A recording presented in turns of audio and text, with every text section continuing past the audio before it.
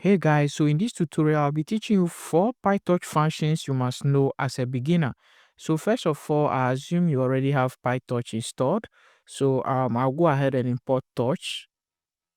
But in case you don't have PyTorch in your system and you don't want to install it, then you can utilize Google Colab for this same tutorial. It will work fine. The library is already installed on Google Colab.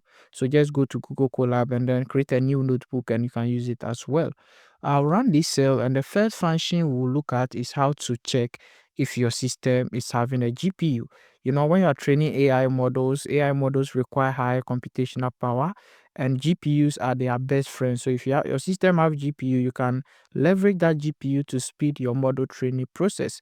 And this is how you can do it. So let's say we store the result in the variable called device. So device, we'll call it is equal to CUDA, and CUDA is the GPU. So it's equal to CUDA if touch.CUDA dot is available.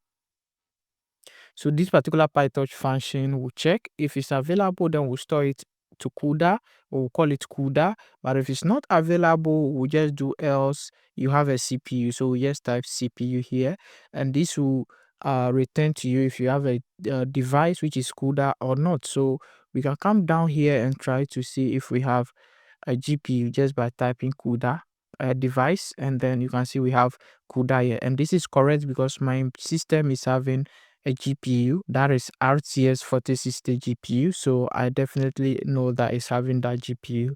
So I'm getting CUDA, and this is great. The second function I'll teach you today is to how to convert NumPy data into a PyTorch tensor. Okay, so for that we'll import NumPy. So I'll just import NumPy as np, and what I would go ahead and do is to create a NumPy array. So I'll just call it data underscore n, which stands for data NumPy, and this is equal to np.array.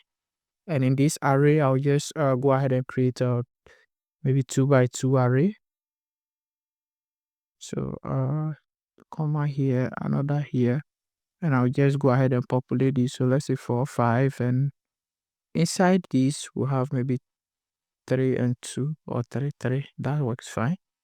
So this is our NumPy array, and one thing we can do is to check if really this is a NumPy array. So we can check the type of the array, which is data n, and let's print the shape as well. So I'll go ahead and print the data n dot shape.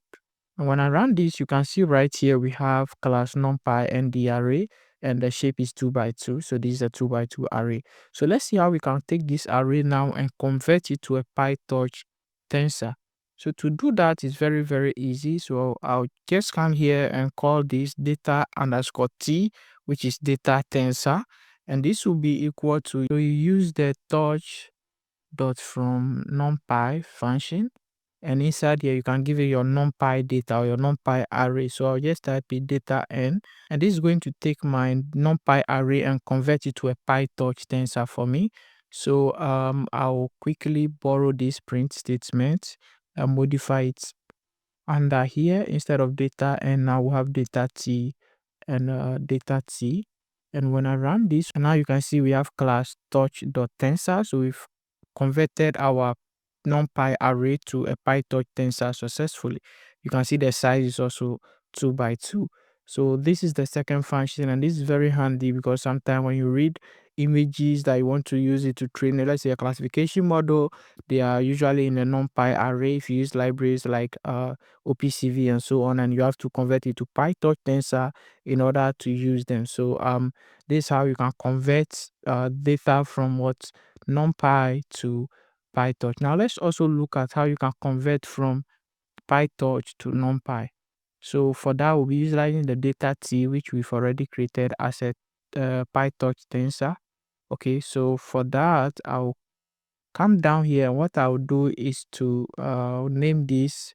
Let me just call this data underscore n1, and this will be equal to, you just type the name of the torch data you want to convert to NumPy. So we have data t, which is already a PyTorch data, and you just do dot NumPy. So this will automatically convert it to NumPy for you. And when I run this, I can go ahead and print the type of it so that you can see. So type of data N1. And when I run this, you can see we have NumPy. So we have successfully converted our PyTorch data back to NumPy. The final thing I will teach you here, which is the fourth one, is how you can easily move data to the GPU. Okay, so when you move data to your GPU, the computations are very fast. If you are performing a lot of calculations, it will be very fast because the GPU is best for accelerating that. So let's see how we can just create a data and then send that data to GPU, and we can easily use this one of these data, or let's just create a new one. Let's create x, which is equal to, let's say, torch.tensor, and in this we'll create a very simple tensor. So let's have 3 by 4, and under here I'll just do x, and you can see we got 3 by 4. So to move it to the GPU, all you have to do is to maybe s.2, and then inside here you can send it to device, which is equal to device. So you've seen that from the start we've already accessed our GPU, which is device here. So once we do device is equal to that device, we automatically move it to the GPU. So this will be moved to the GPU. You can see now we have device is equal to CUDA right here, right? So I think there is another way you can also do it.